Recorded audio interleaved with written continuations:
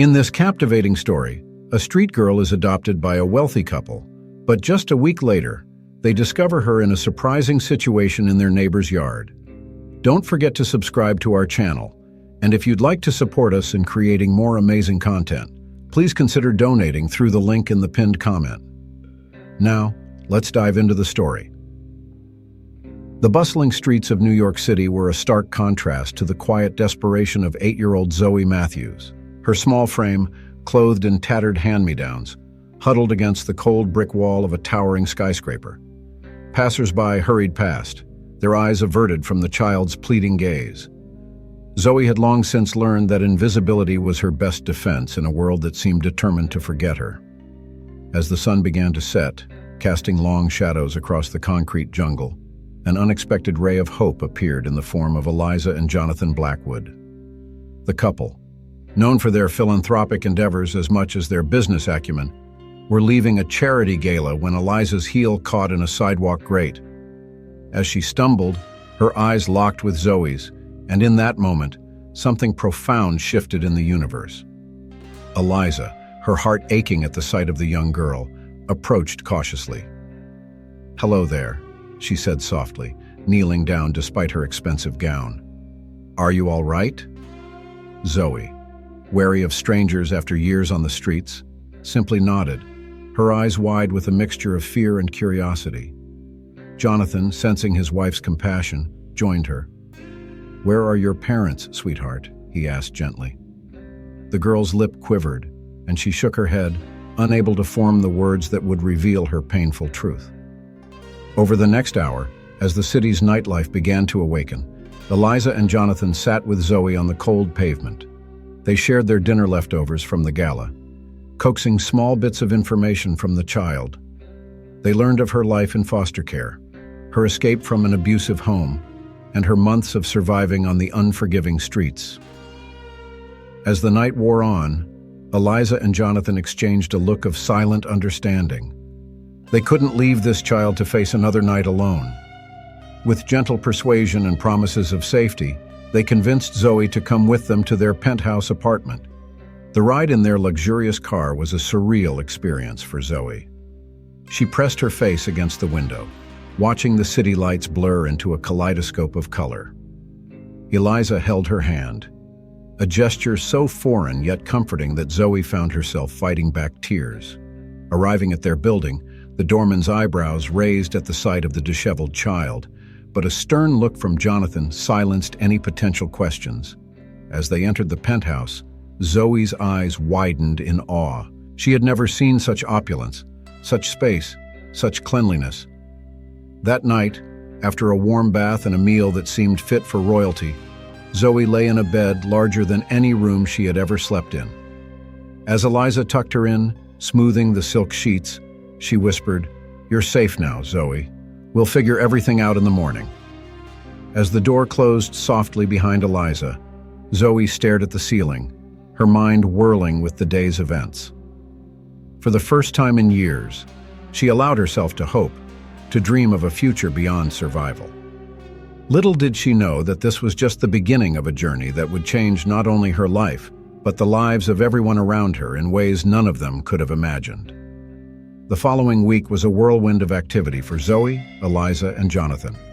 The Blackwoods, driven by a mixture of compassion and an inexplicable connection to the young girl, began the process of becoming Zoe's foster parents. Their wealth and influence expedited what was typically a lengthy procedure, and within days, Zoe found herself officially under their care. The transition was not without its challenges. Zoe, accustomed to fending for herself, struggled to accept the abundance now surrounding her. She hoarded food in her room, convinced that this newfound security was temporary. Nightmares plagued her sleep, causing her to wake up screaming, reliving the traumas of her past. Eliza and Jonathan, despite their best intentions, found themselves navigating unfamiliar territory. They hired the best child psychologists and trauma specialists, determined to give Zoe the support she needed. Yet it was the small moments of connection that seemed to make the most difference. Eliza brushing Zoe's hair before bed, Jonathan teaching her how to play chess on lazy Sunday afternoons. As the days passed, Zoe began to bloom like a flower reaching for the sun after a long winter. Her smile, once rare and guarded, became a frequent sight.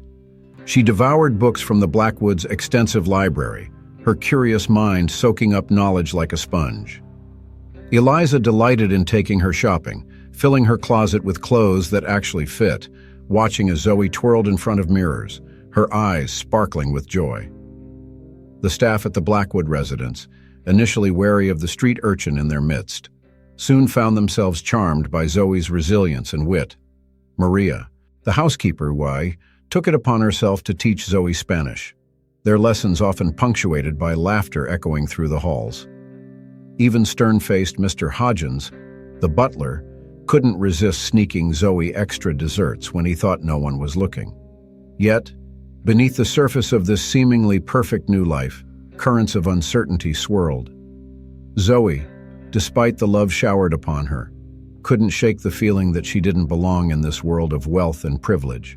She overheard whispers from some of the Blackwoods' society friends, questioning the couple's decision to bring a street rat into their home. Eliza and Jonathan, for their part, grappled with their own insecurities.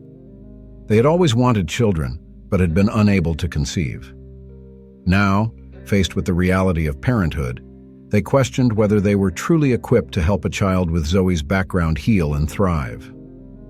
One evening, about a week after Zoe's arrival, the Blackwoods hosted a small dinner party. Zoe, dressed in a pretty blue dress that Eliza had chosen, tried her best to remember the etiquette lessons she'd been given. As she reached for her water glass, she accidentally knocked it over, sending water cascading across the expensive tablecloth. The room fell silent. Zoe, her face burning with shame, waited for the anger, the punishment that had always followed such mistakes in her past homes. Instead, she felt Eliza's gentle hand on her shoulder. "It's just water, sweetheart," Eliza said softly. "Accidents happen." Jonathan, seeing Zoe's distress, lightened the mood by sharing a story of his own clumsy moments as a child.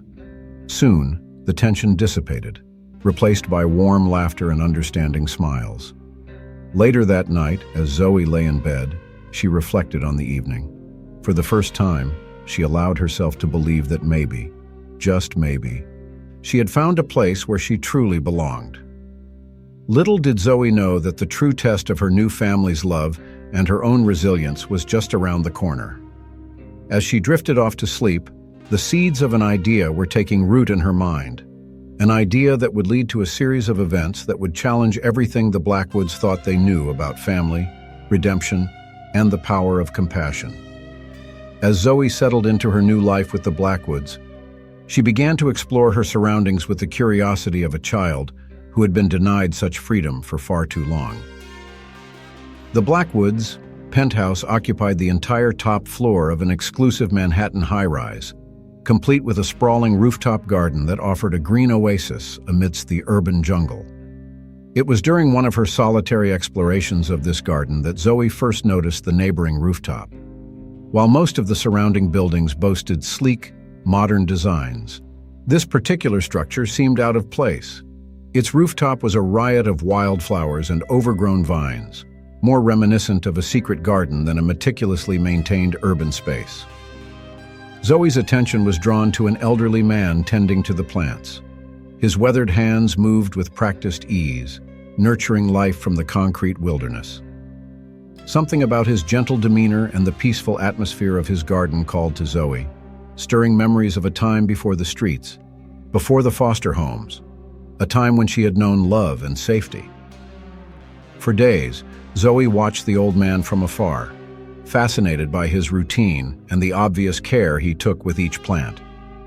She longed to speak with him, to ask about the vibrant flowers and the buzzing bees that seemed to thrive in his little paradise. But years of caution held her back, reminding her that strangers couldn't always be trusted. One particularly warm afternoon, as Zoe sat hidden behind a large potted plant, she heard a soft voice call out, "You know, young one, it's much nicer to view the garden up close." Startled, Zoe peered around the pot to see the old man smiling kindly at her from across the divide between the two rooftops. His eyes twinkled with amusement and understanding. "I'm Mr. Chen," he continued, his voice carrying easily across the space. "And you must be the Blackwood's new daughter. I've seen you watching my garden." Zoe hesitated, torn between her ingrained wariness and an inexplicable desire to trust this gentle stranger. Finally, her curiosity won out. "I'm Zoe," she replied softly. "Your garden is beautiful." Mr. Chen's smile widened. "Thank you, Zoe. Would you like to see it up close? There's a connecting walkway between our buildings, with your guardians. Permission, of course." The idea of venturing into a stranger's space sent a flicker of fear through Zoe. But the allure of the garden was strong. She promised Mr. Chen she would ask Eliza and Jonathan, then rushed back inside, her heart pounding with a mixture of excitement and apprehension. To Zoe's surprise, Eliza and Jonathan not only knew Mr. Chen, but spoke of him with great respect. "Mr. Chen is a dear friend," Eliza explained. "He's lived in that penthouse for decades. His late wife was a renowned botanist, and he's kept her garden alive all these years." With her new parents' blessing, Zoe began visiting Mr. Chen's garden regularly. Under his patient tutelage, she learned the names of various plants, how to tend to them, and the delicate balance of nature that allowed this rooftop ecosystem to thrive. As the days turned to weeks, Zoe found herself drawn more and more to the peaceful sanctuary of Mr. Chen's garden. It became her refuge, a place where the anxieties of her past seemed to fade away among the rustling leaves and fragrant blossoms. But it was more than just the garden that captivated Zoe. Mr. Chen, with his gentle wisdom and bottomless patience, became a grandfatherly figure to her. He shared stories of his life, of the wife he had loved and lost, and of the joy he found in nurturing growing things. In turn, Zoe slowly began to open up about her own past, finding in Mr. Chen a non-judgmental ear and a source of comfort. What Zoe didn't realize was that her visits to the garden were having a profound effect not just on her, but on Mr. Chen as well. The old man, who had lived a solitary life since his wife's passing, found new purpose in mentoring this bright, wounded child. The garden, which had been his link to his beloved wife, now became a bridge to a future he hadn't dared to imagine. As summer bloomed in full force, Zoe's daily visits to the garden became a fixture in the Blackwood household. Eliza and Jonathan, while happy that Zoe had found a source of joy, couldn't help but feel a twinge of concern. They worried about the amount of time she spent with Mr. Chen, fearing that perhaps she was using the garden as a way to avoid fully integrating into their family. Little did they know that the garden, and the relationships blooming within it, would soon become the catalyst for a series of events that would test the bonds of their newfound family in ways they could never have anticipated. One balmy Saturday morning, Eliza and Jonathan decided to surprise Zoe with a family picnic in their rooftop garden. They had noticed her frequent absences and hoped to reconnect with their adopted daughter. As they stepped out onto the sun-drenched terrace, they were met with an unexpected sight that stopped them in their tracks. There, in a previously barren corner of their garden, was Zoe. She was on her knees, hands deep in the soil, surrounded by an array of potted plants, gardening tools, and what appeared to be hand-drawn diagrams. She was so engrossed in her task that she didn't notice her parents' arrival. Eliza and Jonathan watched in stunned silence as Zoe carefully transplanted a delicate seedling, her small hands moving with surprising skill and confidence. It was a side of Zoe they had never seen before, focused, passionate, and completely at ease. "Zoe," Eliza called softly, not wanting to startle the girl. Zoe's head snapped up, her eyes wide with a mix of surprise and, was that fear? She quickly stood, brushing soil from her knees, looking for all the world like she had been caught doing something wrong. I'm sorry," Zoe stammered, her gaze darting between Eliza and Jonathan. "I should have asked. I'll clean it up. I promise." Jonathan knelt beside her, his eyes taking in the carefully arranged plants and the obvious care that had gone into this secret project. "Zoe," he said gently, "you don't need to apologize. This is amazing. When did you learn to do all this?" Zoe's tension eased slightly at the wonder in Jonathan's voice. "Mr. Chen's been teaching me," she explained hesitantly. He said I had a natural talent for it." Eliza joined them, her hand resting lightly on Zoe's shoulder. "But why keep it a secret, sweetheart? We would have been happy to help you set this up." Zoe's eyes filled with tears, and suddenly, the words she had been holding back for weeks came pouring out. "I wanted to surprise you," she confessed. "Mr. Chen said that creating something beautiful for others is the best way to show love, and I wanted to show you that I'm grateful for everything." The raw emotion in Zoe's voice struck Eliza and Jonathan to their core. They realized that despite their best efforts, Zoe had been carrying a burden of perceived debt, feeling she needed to prove her worth to keep her place in their family. Jonathan pulled Zoe into a tight hug, his own eyes misting over. "Oh, Zoe," he murmured, "you never needed to prove anything to us. We love you, just as you are." Eliza joined the embrace, forming a protective circle around Zoe. "Your presence in our lives is gift enough," she added softly. "But this garden, it's a beautiful gesture, and we're so proud of you for creating it." As the family stood there, surrounded by the fruits of Zoe's secret labor, a weight seemed to lift from the girl's shoulders. For the first time since her adoption, she allowed herself to fully accept the love being offered to her. The planned picnic was forgotten as Zoe eagerly showed her parents each plant, explaining what Mr. Chen had taught her about their care. Her eyes shone with enthusiasm as she pointed out the vegetables she hoped to grow, the flowers she had chosen for their colors and scents, and the ambitious plans she had for expanding the garden. Eliza and Jonathan listened in awe, realizing that in her time with Mr. Chen, Zoe had not only learned about gardening but had also begun to heal. The garden had become a metaphor for her own growth, fragile at first, but with proper care and nurturing, capable of blooming into something beautiful and strong. As the day wore on, the Blackwoods worked together to further Zoe's garden project. Jonathan's business acumen came in handy as they planned the layout, while Eliza's eye for design helped create beautiful arrangements. Zoe, for her part, directed them with the authority of a seasoned gardener, her earlier trepidation replaced by confident enthusiasm. By sunset, the once barren corner of the rooftop had been transformed into a budding oasis. As they sat together, enjoying the fruits of their labor, Eliza and Jonathan exchanged a look of understanding. They had been gifted not just with a beautiful garden, but with a deeper insight into their daughter's heart. What none of them realized, however, was that this day marked a turning point in their journey as a family. The seeds planted in that rooftop garden would grow to yield far more than flowers and vegetables. They would become the roots of a bond strong enough to weather the storms that lay ahead, storms that would test their love, their trust, and the very foundation of their newfound family. As summer faded into autumn, the Blackwood family settled into a comfortable routine. Zoe's garden flourished under her dedicated care, becoming a symbol of her growing confidence and sense of belonging. Eliza and Jonathan marveled at the positive changes in their daughter, grateful for the healing power of nature and the wisdom of their elderly neighbor, Mr. Chen. However, their peaceful existence was about to be disrupted by an unexpected arrival. One crisp October morning, as Zoe tended to her garden before school, she noticed a stranger on Mr. Chen's rooftop. The man, tall and imposing in an expensive suit, seemed out of place among the wild beauty of the garden. Zoe watched as he engaged in what appeared to be a heated discussion with Mr. Chen, their voices carrying faintly on the breeze. Curiosity piqued. Zoe edged closer to the dividing wall between the two rooftops, straining to hear their conversation. "Can't keep living in the past, Dad." The stranger's voice drifted over. "It's time to move on, to let go of this place."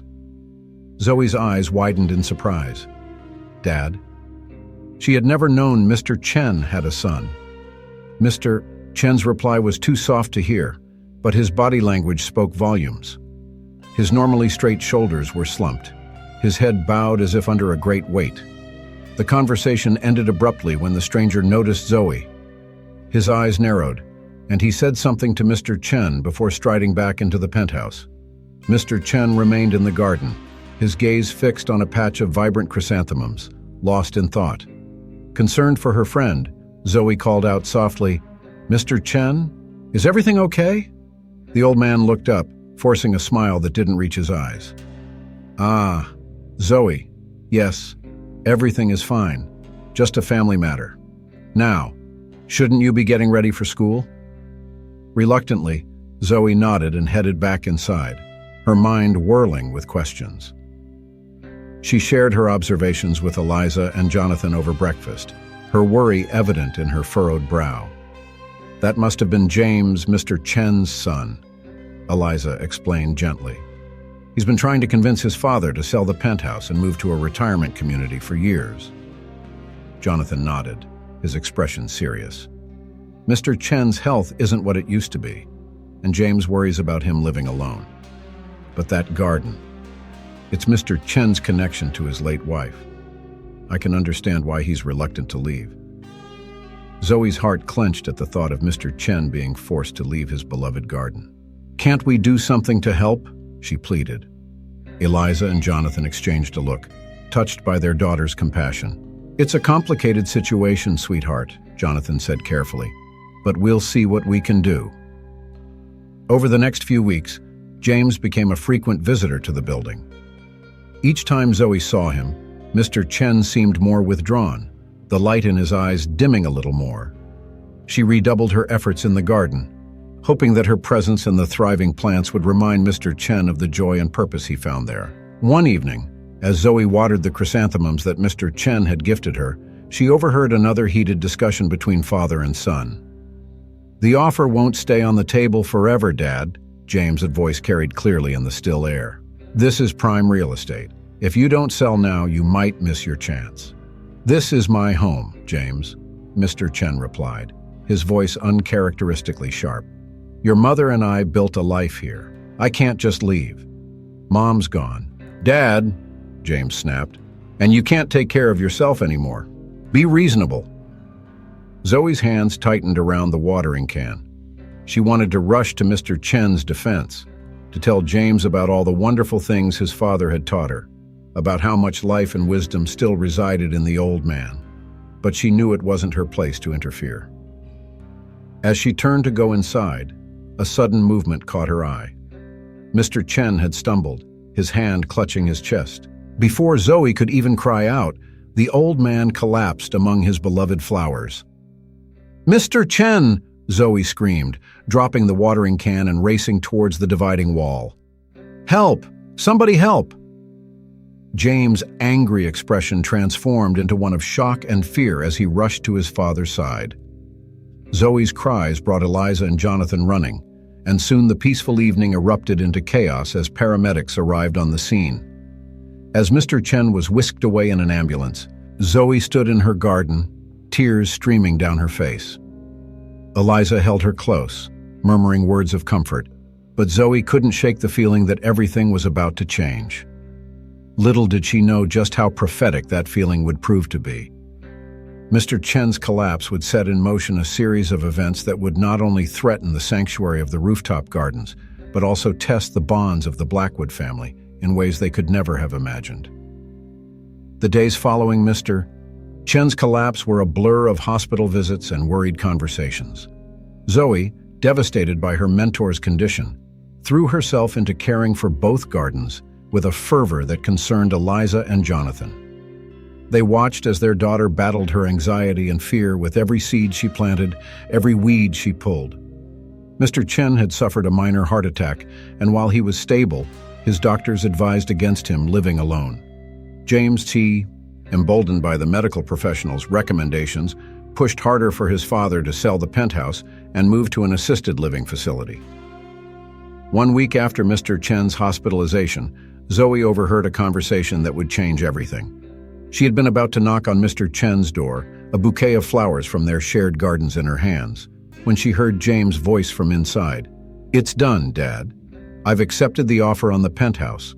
You'll be comfortable in the new place, I promise." Zoe's heart dropped. Without thinking, she burst into the apartment. "No!" she cried, startling both men. "You can't sell it. This is Mr. Chen's home." James turned to her, his face a mask of irritation. "Young lady, this is a family matter. It doesn't concern you."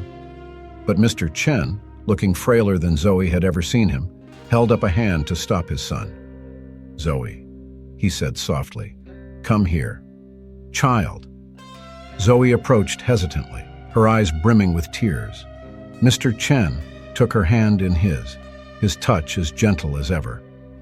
"Sometimes," he said, his voice barely above a whisper, "we must let go of the things we love for the greater good." "But the garden," Zoe protested. "Your home. You can't leave it all behind." Mr. Chen smiled sadly. "The garden was my connection to your grandmother," he said, addressing both Zoe and James. "But now, I see that its true purpose was to prepare for the future, not cling to the past. Zoe, you have brought new life to these old flowers. Perhaps it's time for me to plant new seeds elsewhere." James watched this exchange with a mixture of confusion and unexpected emotion. He had never seen this side of his father, had never understood the depth of his connection to the garden or to this young girl. Zoe, however, was not ready to give up. With a determination that surprised everyone, including herself, she squared her shoulders and declared, "Then I'll make sure your garden lives on, Mr. Chen, I promise."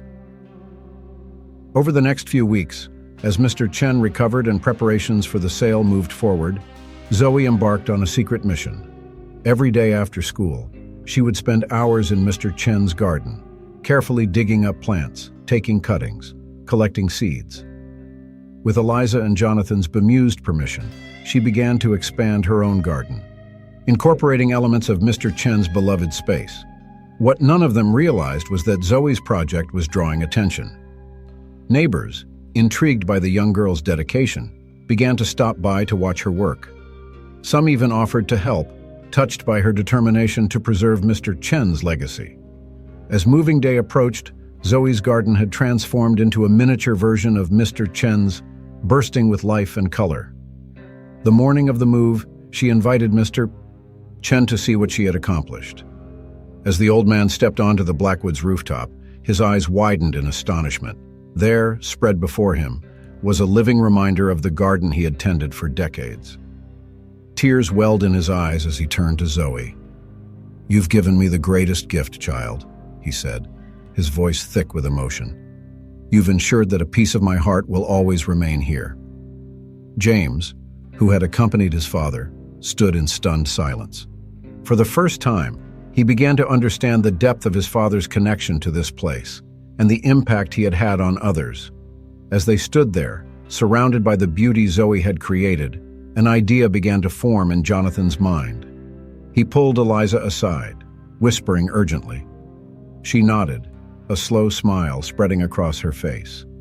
Stepping forward, Jonathan cleared his throat.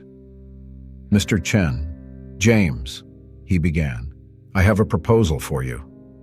What Jonathan suggested next would not only change the fate of the garden, but would set in motion a chain of events that would impact their community in ways none of them could have foreseen. It was a solution that would test Zoe's determination, challenge James's perceptions, and ultimately redefine the meaning of family and home for all of them. Jonathan's proposal was both simple and revolutionary. "What if," he began, his eyes shining with excitement, "we turn this entire rooftop into a community garden? Mr. Chen, you could oversee it, sharing your knowledge with others. James, this could be a unique selling point for the building, increasing property values while preserving your father's legacy." The idea hung in the air for a moment, its potential slowly sinking in. Mr. Chen's eyes lit up with a spark that had been missing since his hospitalization. James, initially skeptical, found himself intrigued by the business possibilities. Zoe, however, was the first to react. "You mean Mr. Chen could stay?" she asked, hope evident in her voice. Jonathan nodded, smiling at her enthusiasm. "We could convert part of the penthouse into a small apartment for Mr. Chen, allowing him to remain close to the garden while having the support he needs." Over the next few months, the rooftop underwent a remarkable transformation. The Blackwoods used their influence and resources to bring Jonathan's vision to life. Architects were consulted, plans were drawn up, and soon, construction began. The project wasn't without its challenges.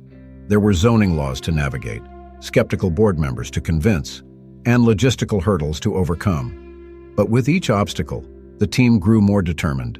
Zoe threw herself into the project, her passion inspiring others to get involved. As news of the community garden spread, it caught the attention of local media. Journalists were fascinated by the story of the young former street child working alongside the wealthy businessman and the elderly gardener to create an urban oasis. The publicity brought unexpected support from environmental groups and urban planning advocates. James Desert, initially resistant to the idea, found himself increasingly drawn into the project. Working alongside his father, he began to see the old man in a new light. He witnessed firsthand the respect and admiration others had for Mr. Chen, and slowly, his own perspective began to shift. Eliza, leveraging her social connections, organized fundraising events that turned the garden project into a cause célèbre among New York's elite. What had started as a personal mission for Zoe was blossoming into a movement. As spring arrived, the rooftop garden was ready for its grand opening. The space had been transformed into a verdant paradise, with winding paths, communal planting areas, and quiet nooks for reflection. Mr. Chen's original garden remained the heart of the space, a living testament to his years of dedication. The day of the opening dawned bright and clear. A crowd gathered on the rooftop, a diverse mix of residents, supporters, and media.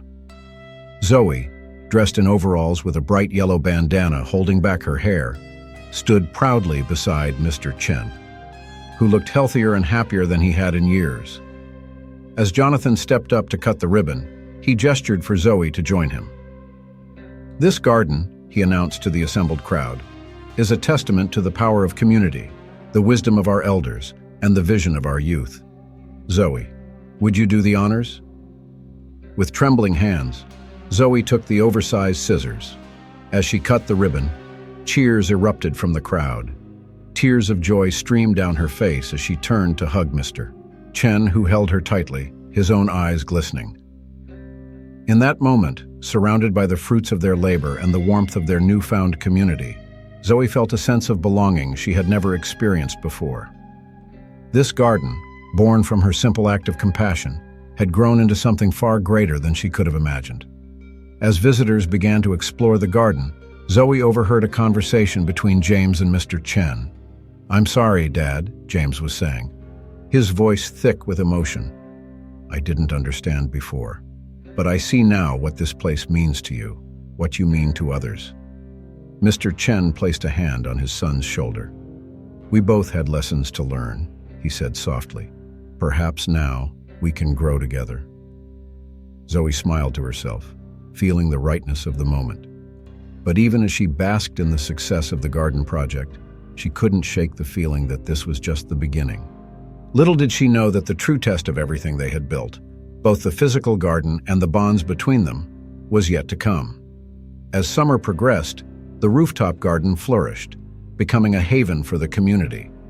Zoe spent every free moment there, working alongside Mr. Chen and learning from the various experts who came to give workshops. Her confidence grew with each passing day, and the Blackwoods marveled at the mature, compassionate young woman she was becoming. However, on a sweltering August afternoon, the peace of their new life was shattered by an unexpected visitor. Zoe was tending to a patch of tomatoes when she heard a familiar voice that made her blood run cold. "Well, well, well, look at little Zoe, playing gardener with the rich folks." She turned slowly, her heart pounding, to face a figure from her past, Marco, her former foster brother from the last home she had run away from. He was older now, but his eyes still held the same cruel glint she remembered. "What are you doing here?" Zoe managed to ask, her voice barely above a whisper. Marco smirked, sauntering closer. "Heard about this fancy new garden on the news. Imagine my surprise when I saw your face. You've done well for yourself, haven't you? New family, big apartment, probably got your own pony too." Zoe took a step back, her mind racing. How much did Marco know? What did he want? "I'm just helping out here," she said, trying to keep her voice steady. "You should leave." Marco's smile turned predatory. "Leave? But I've only just found you, sis. Don't you think your new parents would like to know about your past?" About the things you did to survive on the streets?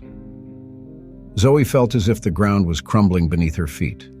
In all the months with the Blackwoods, she had never fully disclosed the darker aspects of her life before them. The shame and fear had kept her silent. "Please," she begged, "just go.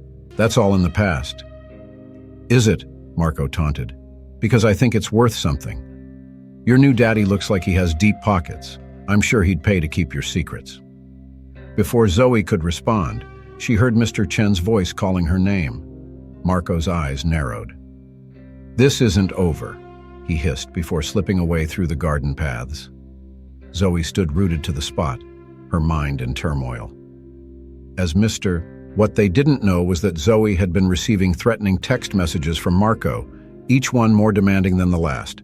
He wanted money, a lot of it, in exchange for his silence. Torn between her fear of losing her new family and her desire to be honest with them, Zoe withdrew into herself. She spent less time in the garden, making excuses to stay in her room. One evening, as she sat on her bed staring at the latest message from Marco, there was a soft knock at her door. It was Jonathan. "Zoe," he called softly, "can we talk?" Panic flared in Zoe's chest. Had Marco already contacted them? Was this the moment she'd lose everything? With trembling hands, she opened the door. Jonathan's face was etched with concern. "Sweetheart," he said gently, "we've noticed you've been upset lately. Whatever it is, you can tell us. We're here for you, no matter what." In that moment, looking into Jonathan's kind eyes, something inside Zoe broke. Tears began to flow as she poured out the whole story, about Marco, about the things she'd done to survive on the streets, about her fear of losing their love if they knew the truth. Jonathan listened without interruption, his arms around Zoe as she sobbed. When she finished, he tilted her chin up to meet his gaze. "Zoe," he said firmly, "nothing you could tell us would make us love you any less. You're our daughter, and we're so proud of the person you've become." As Eliza joined them, alerted by Zoe's crying, the three of them sat together, forming a protective circle around Zoe. For the first time, Zoe allowed herself to believe that perhaps her past didn't define her, that the love of her new family was stronger than the shadows that haunted her. What Zoe didn't realize was that by opening up, she had set in motion a series of events that would not only confront her past, but would challenge the very foundations of the community they had built. The garden, which had been a symbol of growth and new beginnings, was about to become the battleground for a conflict that would test them all. In the days following Zoe's confession, the Blackwoods rallied around their daughter with unwavering support. Jonathan, drawing on his business acumen and connections, quietly began investigating Marco's background, determined to protect Zoe from his threats. Eliza, meanwhile, encouraged Zoe to speak with a therapist, understanding that the trauma of her past needed professional help to heal. Slowly, Zoe began to open up more, not just to her family, but to Mr. Chen as well, finding solace in the wisdom of her elderly friend. However, Marco was not about to give up so easily. One crisp autumn morning, as Zoe was helping Mr. Chen prepare the garden for the changing season, Marco appeared at the rooftop entrance, his face twisted in a sneer. "Time's up, Zoe," he called out, loud enough for others to hear. "I warned you what would happen if you didn't pay up." Zoe froze, her hands deep in the soil. Mr. Chen, sensing her distress, stepped protectively in front of her. "Young man," he said firmly, "I think you should leave." Marco laughed coldly. "Oh, I'll leave, but not before everyone here knows the truth about their little street rat princess." As if on cue, several residents who had been working in the garden gathered around, drawn by the commotion. Zoe felt her world closing in, the peace she had found in this place shattering around her. Just as Marco opened his mouth to continue his tirade, a strong voice cut through the tension. "That's enough!" Jonathan strode across the rooftop, Eliza close behind him. "And whatever you think you know, whatever you think you can do, it ends now." Marco's confidence faltered for a moment before he rallied. "You have no idea what she's done, what she is," he spat. "We know exactly who Zoe is," Eliza said. her voice steady and clear. "She's our daughter. She's a friend to many here, and she's a survivor who has overcome more than you could imagine." Jonathan stepped closer to Marco, his voice low and dangerous. "I know about the outstanding warrants for your arrest, Marco. I know about the other foster kids you've tried to extort. One phone call from me, and your life gets very complicated very quickly." The color drained from Marco's face as he realized he had severely underestimated the situation. He backed away, his bravado crumbling. "This isn't over," he muttered, but the threat in his voice had lost its edge. As Marco retreated, Zoe became acutely aware of the crowd that had gathered. Neighbors and community members who had come to know her over the past months stood in shocked silence, processing what they had just witnessed. Zoe felt a moment of panic. Would they look at her differently now? Would they see her as the street kid she once was, rather than the person she had become? But then, something unexpected happened. Mrs. Rodriguez, an elderly resident who often came to the garden for its peaceful atmosphere, stepped forward. "Zoe, mi niña," she said softly, taking Zoe's hand. "We all have pasts. It's what we do with our present that matters." One by one, other residents stepped forward, offering words of support and understanding. Mr. Chen placed a gentle hand on Zoe's shoulder. "You've brought light to this garden and to all of us," he said. "Nothing can change that." As the impromptu gathering turned into a circle of support, Zoe felt a weight lifting from her shoulders. The secret she had carried for so long, the fear that had lingered in the back of her mind, began to dissipate in the warmth of community acceptance. Later that evening, as the Blackwoods sat together in their living room, Jonathan turned to Zoe with a serious expression. "We're proud of you, sweetheart," he said. "But we need to make sure Marco can't hurt you or anyone else again. Are you ready to tell your story to the authorities?" Zoe took a deep breath, looking from Jonathan to Eliza, then out the window to the garden that had become her sanctuary. She thought of all the people who had stood by her, who had seen her for who she truly was. "Yes," she said, her voice stronger than she expected. "I'm ready." What Zoe didn't realize was that her decision to confront her past head-on would have far-reaching consequences, not just for her and Marco, but for the entire community. The garden, which had been a place of growth and healing, was about to become the catalyst for a much larger change, one that would challenge societal norms and redefine the meaning of family and community. In the weeks that followed Marco's confrontation, Zoe's life took on a whirlwind pace. With the support of the Blackwoods and their legal team, she bravely shared her story with the authorities. Her testimony, along with evidence gathered by Jonathan, led to Marco's arrest and the uncovering of a wider network of exploitation in the foster care system. The case gained national attention, shining a spotlight on the challenges faced by children in the system and the need for reform. Zoe, once a shadow in the streets, found herself at the center of a movement for change. As autumn deepened into winter, the rooftop garden underwent its own transformation. The lush greenery gave way to hardy winter crops and festive decorations. But more than the physical changes, there was a shift in the atmosphere. The garden had become more than just a shared space. It was now a symbol of resilience and community. Inspired by Zoe's story, residents began to open up about their own struggles and triumphs. The garden became a place of healing, where people from all walks of life came together to share their experiences and support one another. Eliza, moved by the outpouring of community spirit, proposed an idea to the building's board. Why not expand their initiative? With the success of the rooftop garden, they could create a program to establish similar spaces throughout the city, focusing on underprivileged areas. The proposal was met with enthusiasm, and soon, Gardens of Hope was born. The initiative aimed to create community gardens in neglected neighborhoods, providing not just green spaces but also educational programs and support services for at-risk youth.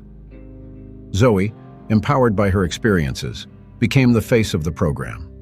She spoke at schools and community centers, sharing her journey from the streets to the garden. Her story resonated with many, inspiring other young people to believe in the possibility of change. Mr. Chen, despite his advanced age, found new purpose in mentoring young gardeners. His gentle wisdom and vast knowledge became the cornerstone of the educational programs offered through Gardens of Hope. As the first anniversary of the rooftop garden approached, the Blackwoods decided to host a grand celebration. The event would serve not only to commemorate their journey, but also to launch the citywide expansion of the Gardens of Hope program. On the day of the celebration, the rooftop was transformed into a winter wonderland. Twinkling lights adorned the leafless trees, and the scent of hot cocoa and cinnamon filled the air. People from all over the city gathered to witness the fruits of their collective labor. As Zoe stood at the podium, ready to address the crowd, she felt a moment of déjà vu. Just a year ago, she had been a scared girl, hiding her past and fearing for her future. Now, she stood tall, surrounded by a family and community that accepted her wholly. "A year ago," Zoe began, her voice clear and strong, "I thought I was alone in the world. I believed that my past defined me, that I would never find a place where I truly belonged." She paused, her eyes scanning the faces before her, the Blackwoods, Mr. Chen, her neighbors, and new friends. "But this garden taught me something incredible," she continued. "It showed me that with care, patience, and love, even the most unlikely seeds can bloom into something beautiful. Each of us has the power to grow, to change, and to help others do the same." As Zoe spoke, many in the audience wiped away tears. Her words resonated deeply, reminding them of their own journeys and the power of community. "Today," Zoe concluded, "we're not just celebrating a garden. We're celebrating the bonds we've formed, the barriers we've broken, and the hope we've cultivated. As we expand Gardens of Hope across the city, let's remember that every life touched, every seed planted, is a step towards a more compassionate world." The applause that followed was thunderous. As Zoe stepped down from the podium, she was enveloped in a warm embrace by Eliza and Jonathan. Mr. Chen stood nearby, his eyes shining with pride. As the celebration continued around them, Zoe took a moment to look out over the city skyline. She thought about the long journey that had brought her here, from a scared girl on the streets to a beacon of hope for others. The garden had started as her sanctuary, a place to heal and grow. Now, it had become a catalyst for change, touching lives far beyond the confines of this rooftop. Zoe realized that her story, like the garden itself, was still growing, still evolving. As she rejoined the celebration, surrounded by the warmth of her chosen family and community, Zoe felt a profound sense of peace. She had found her place in the world, and more importantly, she had found a way to help others find theirs. The garden, with its cycles of growth, change, and renewal, would continue to be a metaphor for their journey. And Zoe, once a lost seed herself, was now firmly rooted in a life full of purpose, love, and endless possibilities.